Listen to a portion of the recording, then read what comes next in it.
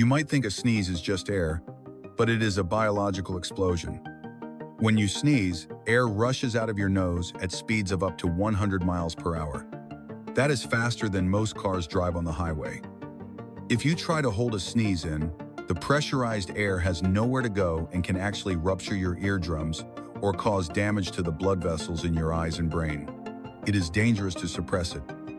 Your body is trying to eject irritants with hurricane force power, so you should always let it out.